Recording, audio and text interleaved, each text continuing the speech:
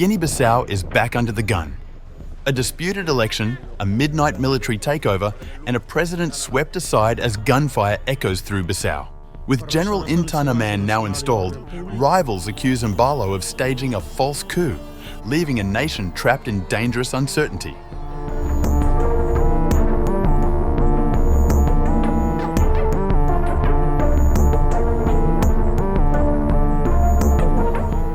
Guinea-Bissau has entered another phase of political upheaval after the military announced it had toppled the civilian leadership and installed General Horta as transitional president.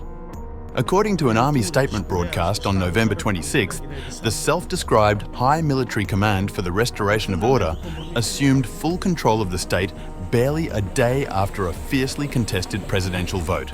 State television aired the announcement from military spokesperson Denison Chama, who delivered a sweeping justification for the takeover. Military Command for the Restoration of National Security and Public Order Communique. Reconstituted by the high leadership of different branches of the armed forces, the High Military Command for the Restoration of National Security and Public Order has just assumed full powers of the State of the Republic of Guinea-Bissau. The officers said they had deposed President Umaro Sissoco Embalo, suspended the electoral process, closed borders, and imposed a curfew. The implementation of this plan was uncovered by the State Intelligence Service, including a depot of war weaponry.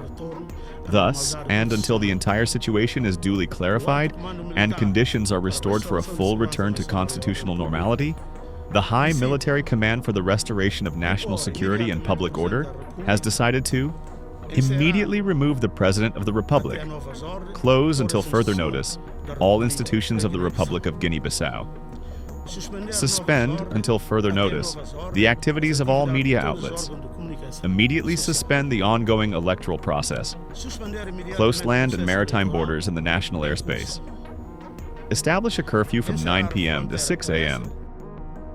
Radio France Internationale reported the same day that General Umaro would lead a one-year transitional period.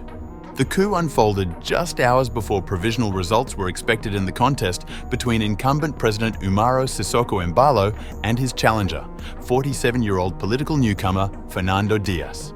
Witnesses told Reuters on November 26, 2025, that gunfire echoed near the Electoral Commission and the Presidential Palace as the military moved in.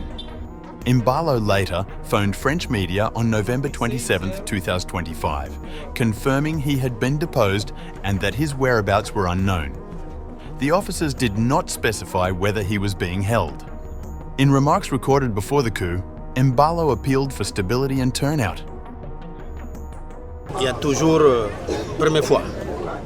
There's always a first time. I am the first president of Guinea-Bissau to vote for a second mandate. And I hope to continue like this because unfortunately, none of the others managed to complete their mandate and then come back to vote. Mario Vaz did it, but I will be the one to continue my own succession. As you know, the Constitution does not allow a third term. I hope everything happens in calm, peace, and stability.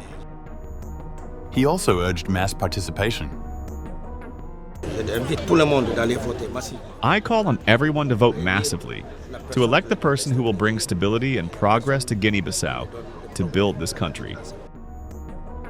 Guinea-Bissau, a key transit point for Europe-bound cocaine, has suffered at least 9 coups and attempted coups since independence in 1974.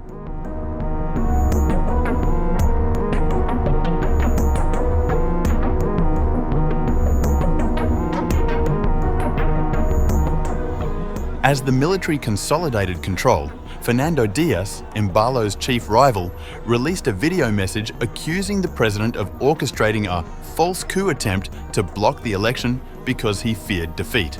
According to Reuters on November 27th, the coalition backing Dias demanded that electoral authorities be allowed to release the results from the November 23rd presidential vote. The coalition also called for the release of former Prime Minister Domingos Simoes Pereira, who was detained on November 26th, according to relatives and security sources cited by Reuters. Security forces used tear gas to disperse a small protest outside the building where Pereira was reportedly being held. a Reuters witness confirmed that 2 gatherings were broken up near Dias's residence, and 2 additional witnesses said live rounds were fired. There were no immediate reports of casualties during the unrest of November 26-27. Dias's accusation of a staged plot deepened long-standing mistrust between political factions in a country where the lines between governance, the military and criminal networks have often blurred. Under Embalo's rule, the cocaine trade appeared to expand, further heightening tensions between political rivals and security services ahead of the vote. With General Intar Naman now sworn in under military authority, the central questions remain unresolved. Who truly controls Guinea-Bissau's fractured power structure, and when, if ever, will constitutional order return?